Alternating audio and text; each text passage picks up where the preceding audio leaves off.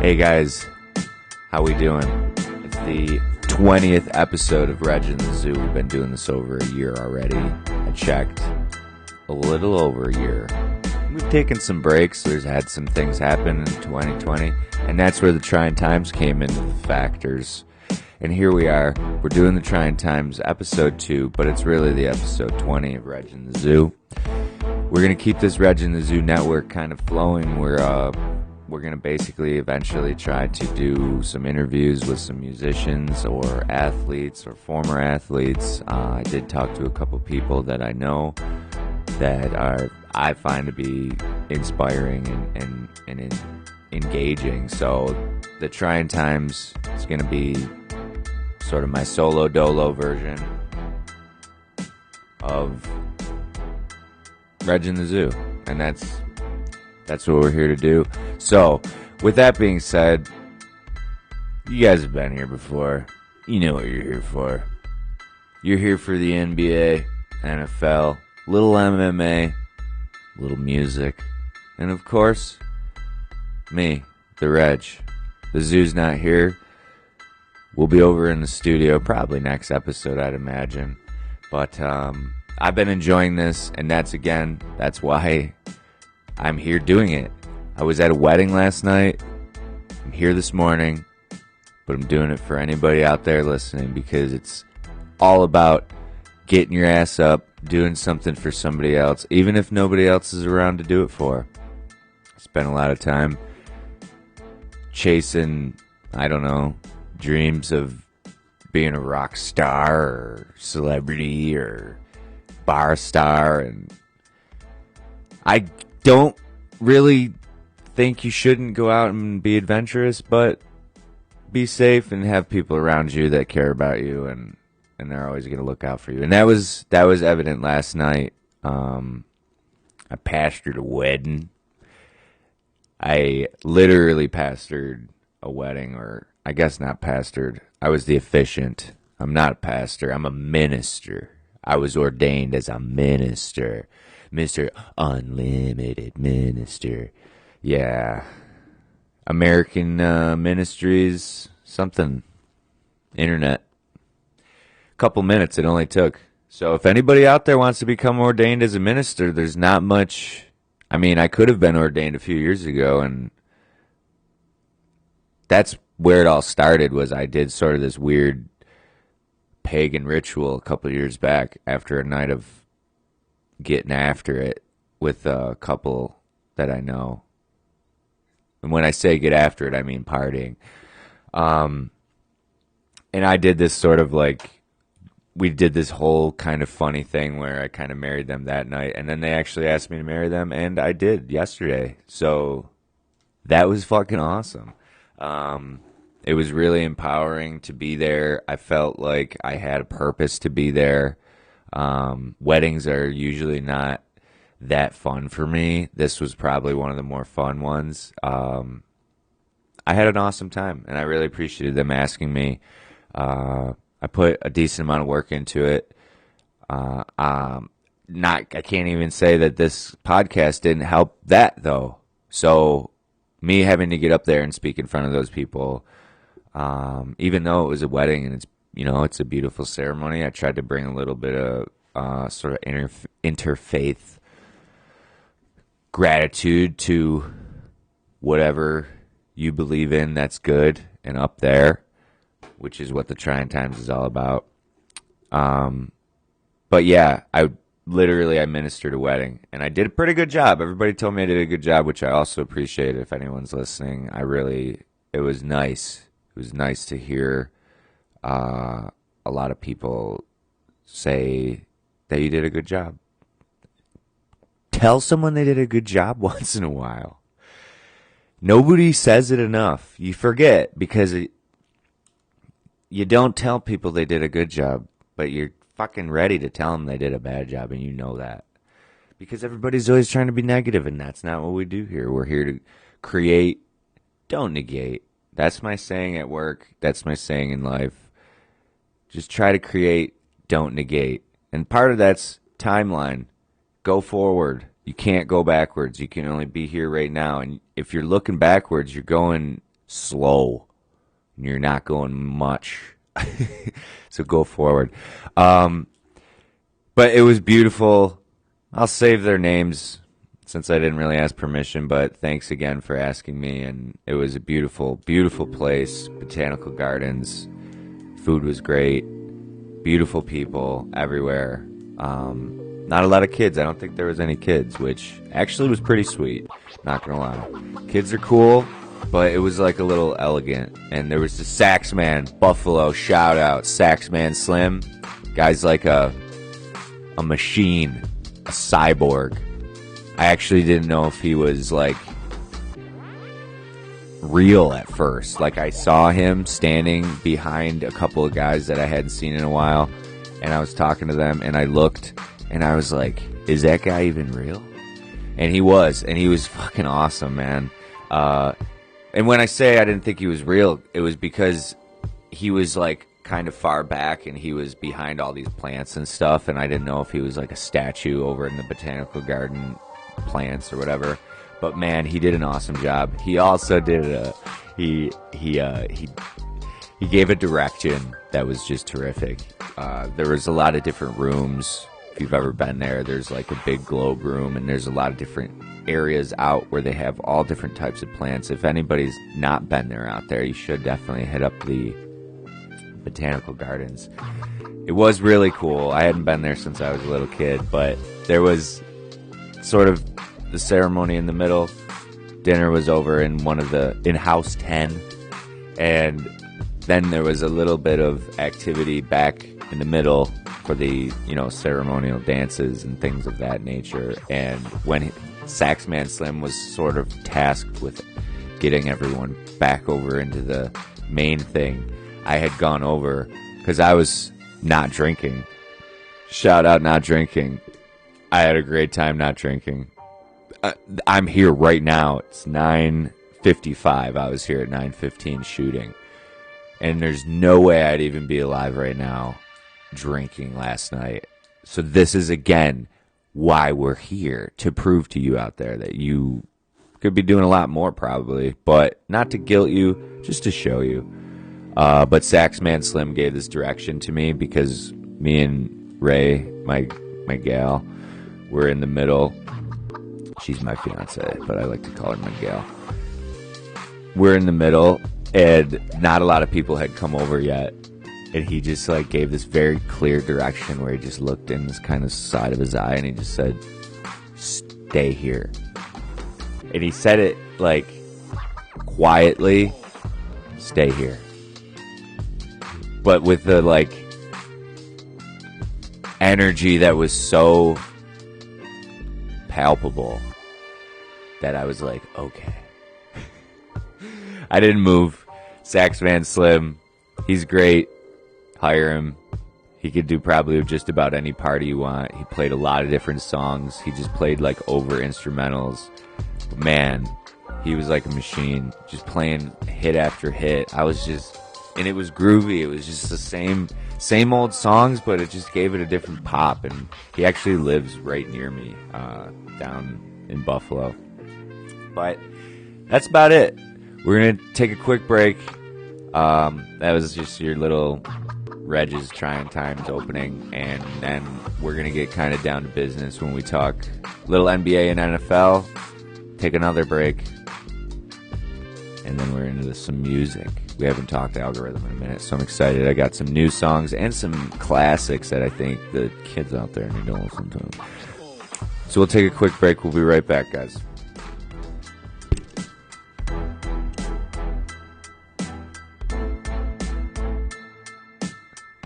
It's NBA. Man, I'm having a really good time with these playoffs. And that's not only because Jason Tatum is a fucking baller. The NBA took a lot of shit this regular season. And I've heard even age-old fans, loyal fans of the game, putting down these NBA players, coaches, this league, their morals. All year I've heard it. And not only like my friends, but like older people, obviously. They're the ones that really don't like it. which we've talked. I love it. I think that basketball is a weird game. I think that once it gets at this level, like I said last pod, the guys take over. When the boys truly lock it down on D, look out. And then it's like, good luck trying to scheme when you got some of those guys with that length and that size. But there's like 4 games on today, and I think I'm peaking a little bit. Whoa. I'm alone. It's the Tryin Times. Do it by yourself. But there's 4 games today. Quadruple header. Let's see here. I've got my statuses over here. So Dallas is up 2-1. They finally lost. Luka left shoulder. Unfortunate. It goes to show you, like, PG, Kawhi, they're going for a long run. That series is going to get interesting, even though I picked Dallas and it was looking pretty promising. Luka's I was at the wedding last night, so I actually missed a lot of the Celtics game. I only saw the end, but and then I passed out because I was shot from hard work week, coupled with obviously the minister duties, which took a lot out of me. But it was all good energy. Tryin Times. But the Mavericks are in trouble. There was one point that I was watching the Mavericks game last night, and Lucas he went to the rack and he led with his left shoulder after he just had that pack, whether it was heat or ice, I don't know, but he had that pack on, and he come over and then he immediately went to the rack and he led with the shoulder and put it up, and he did this look when he came over to the sideline like he hid it. He tried to hide it as best he could, which showed like some Mamba Kobe type mentality, but you could tell that it was like actual pain, not just like softy, which is cool because he's actually gets a lot of shit from it. He whines verbally, but he's a pretty tough player. But I think he's still going to need to hit the weights because he's going to start to break down. I'm telling you, I've been saying this since Bill Simmons has crowned him like the next Bird. All those games that he played as a young kid in those professional leagues are going to catch up to him, and if he doesn't work and take care of his body, man, he's going to break down. But he busted that shoulder up a little bit, and he had this look on his face of just like, ooh, something's actually wrong, like something really hurts. So keep an eye on that. But yeah, Jason Tatum, I was able to catch the last 4 or 5 minutes of the Nets game, and I mean, it's nice to have a relief that the Celtics got at least one sort of golden Garden game, because you knew they were going to get one. The magic of the Garden has not exactly been there this year. Fans not being there. I did see a game there once. Rayleigh, my wifey, she got us tickets, and I saw them play the Cavaliers with LeBron, and they lost, but they retired Pierce's jersey that night in the rafters, so that was I cried. Definitely. A lot of people crying, which was weird because he's like alive, and the rafters, like it was a bad loss, but everyone stuck around, and it was like nobody really even cared about the loss. It was almost like the team wasn't even there for the game that day. But it was nice to see some of that Garden magic versus the Nets, finally, because you just hoped that they weren't going to get swept. Next game, they kept talking about 17,000. I don't know if that's full, but I think that's more than they had, and I guess it was pretty loud based on the minimal time I did watch it. But, man, Tatum continues to impress me. I did state, like, I thought he was going to show out and sort of take the stage, which he hadn't yet. And he's a star, man. And he clearly put the work in the offseason. You can see in his shoulders and strength. But the Bucks, talking about defense, it's unfortunate that Dante DiVincenzo, shout out B-Law, sent me the news this week. Send me news that you guys want me to know so I can tell everybody. It's important. Dante out for a year, though. Shout out B-Law with that. He dropped that earlier in the week. But I don't know what his injury is. I'll have to look that up. Spare us some time here. But their defense, the Bucks, they rotate, and it's not only Giannis. They rotate so well as a team, and it's almost like some teams on defense, the best teams, I would say, on defense, are almost able to execute half-court defense the same way as you execute half-court offense in a lot of ways, because a lot of half-court offense is based on principles and decisions in the microseconds based on rules that, you know, there's set plays and there's pick and roll, a lot of pick and roll, but they're always trying to get these switches and get the matchups they want, because it's such a crucial time now that a lot of people that don't like the one-on-one, I find it to be like the most, it's like nobody wants the ball in those moments. Only the freaking best guys do. And that's why it's like, oh, you don't like one-on-one? Well, why don't you go dribble the ball and not urinate on the floor during game 2 in Brooklyn versus KD, Harden, and Kyrie. And you don't want Jason Tatum or Kemba to try and do something, or even Fournier. I don't know. I understand that people want these coaches to execute like high school plays, but good luck. That's my whole point. It comes down to whoever wants the ball and whoever's going to put the fucking ball in the rack. And a lot of these teams, like the Bucks, with this almost like half court, they work off principles and rules, and they work in symmetry, but they also work in symmetry and synergy. Write that down, person that's not here, tiny man. I've always imagined a small, tiny person, not like a dwarf or a little person, but like a fully symmetrical man that was like just, he could just walk around and just write stuff down. For me, I'm going to have that someday. We got to talk about that one little Russian guy. We'll talk about that maybe with the zoo on the next episode. We'll introduce that with the zoo. We'll save that for him. But yes, symmetry, synergy.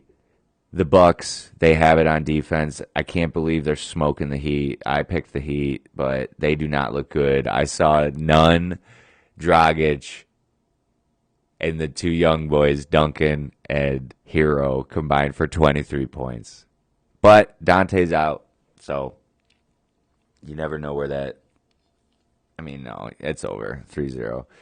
76ers are up 2-0, but they should take that. I don't see any reason how they don't take that series. The Knicks and the Hawks has been an awesome series. Trae Young, still say he blows cocaine. He just looks like he blows cocaine. His face is so thin and weird. And I heard on Pat McAfee's podcast that in Atlanta they were just passing around coke everywhere there. I have spent time in Atlanta. It was really fucking cool. I may or may not have seen people do that. But Trae Young, they call him Ice. And that's another thing. I'm like, Ice? No. Thin face. But he's a baller. He might not do cocaine. Don't put that on the record. That was just the Reg Tryin Times edition of the NBA. But the Knicks, I'm kind of disappointed, but I'm also like, why am I disappointed? They weren't even supposed to be here today. That Quickly kid can stroke. RJ, Julius Randle It's like, what do you guys expect? This guy's a power forward. He's stroking threes and he's hitting fadeaways. Once again, guys out here making plays, but that series looks like it's going to go 7. The Suns, come on, Chris Paul, stay healthy. They were talking about it's because he's small. He's almost 40. Shout out. Totally didn't tell you guys. This is a Marcus Smart jersey that I got made from some fake company on the internet. I think it was like Boriz Jerseys, Boriz or something like that, I want to say. But it's sewn. The Oklahoma State looks actually really good on camera. But it looks like, doesn't look that good off camera. But yeah, it's got sewn numbers and everything. It looks so much better on camera. But hey, it served its purpose. But Marcus Smart, shout out, baller. The NBA, though, I mean, I'm sorry. It's been an awesome playoff so far. We got 4 games today. There's like 3 or 4 games tomorrow. Pretty much every series is decent. The Jazz and the Grizzlies, that's tied. They play tonight at 9:30. Ja is special. Razor Ramon, a.k.a. Dylan Brooks, is awesome. I just love his almost football-like attitude on the floor. Campazzo on the Nuggets, another guy just stealing the show. He's actually somewhat seems like he's getting in Lillard's head, which is, I didn't know anybody could get in Lillard's head, but even Campazzo is somehow getting in Lillard's head. But that's 2-1, and even though the Blazers have like no bench other than Melo, they could still take it. They play today. The Heat could get swept today at 1:30. Wizards, they're in trouble. That's it. I think that's it. I think we touched all of them. So we'll have to stay tuned. That's the NBA. We'll take a quick break here, and then we'll do a little bit of music. But quickly, not a lot to report in the NFL yet. There was some OTAs and things like that. It was really cool to see Josh out there, the general. A lot of single digits around the league. Robert Woods looking pretty cool in the deuce, number 2. But Allen came out in the visor. A lot of people talking. If you listen to Reg in the Zoo or read my blogs, you would know this is not the first time. You can look back in our social media and see that visor Allen started last year. He probably wears it in practice. My buddy Jeff asked me, why he wears it. It's probably because it just looks fucking cool. He probably just wants to have fun in practice, and they let him do it, so why not? B, there might be a little thing where he thinks like it's harder while you're wearing the visor to see a little. So if you wear it during practice and then take it off on Sundays, it's actually like your eyes are like better. There could be a little of that, but I don't know. This is not information from him. This is just me. This is why I used to wear and want to wear a dark or cool visor during practice. And then C, there might be something to practice. Your guys know you better than anyone, and they know where you look and your little cues and things because you're practicing against them all the time, and there might be a little bit of that going on.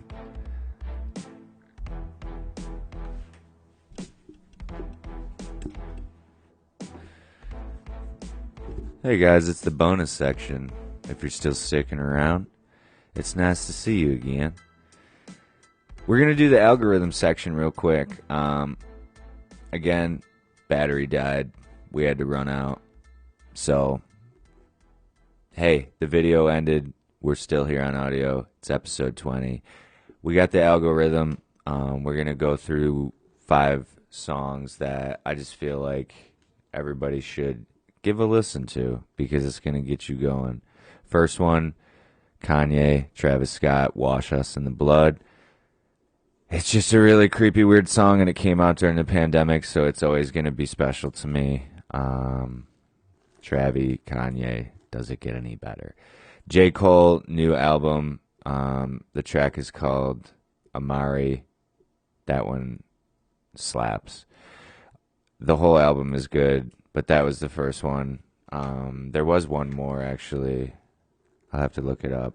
But also, there was a band called Jeremiah Mountain that I didn't know about, that I just found when I was Googling my own name recently.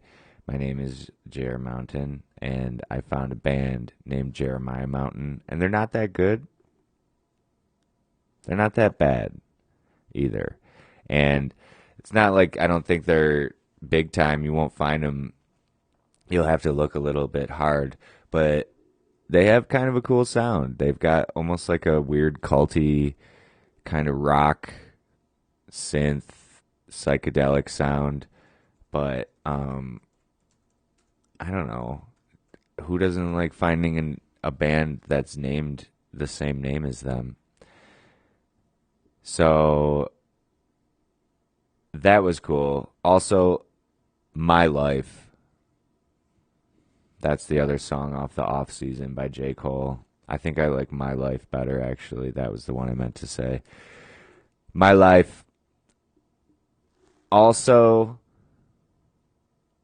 my brother, Ski, sent me I'm on a Plane by Nirvana this week, and I dropped the needle on that one. And it's just awesome. That one's special to me personally because when I was a little kid, I can just remember my brother blasting it on these speakers, the speakers that were like 4 feet tall, and I could remember like him blasting them when my parents weren't home, but also there was times when my parents would be blasting music on those speakers, but Nirvana was always one that when the parents were at home, that one was blasting. I'm on a plane. But yeah, that one's good. And then another kind of throwback as we go through the YouTube algorithm. I use YouTube to find old music in terms of live versions of great songs that you can't really find. And there was a Jules Holland. There's a lot of Last Call with Jules Holland stuff out there that you can find on YouTube, but one of them was PJ Harvey, Down by the Water, and that is just such a vibe. She's a vibe. That song is a vibe. If you want to kind of pick up on 90s stuff, if you want to get that 90s feel, if you're an artist or photog or videographer out there and you want to get into the 90s stuff, I'm on a Plane and Down by the Water by Nirvana and PJ Harvey, respectively. And also, listen to Mr. Solo.dolo Next Time You Get Sad by Kid Cudi, because that song always made me happy. And this is the bonus section. So that's it. We're going to wrap up the episode because we're not going to wrap it on the video because, hey, we just want to get this episode settled. We ran out of battery. By the next time we do this, Reg will have a second battery, so this will never happen again. But we're going to start exporting so we can get it up and out. Audio will be up. Video will be up.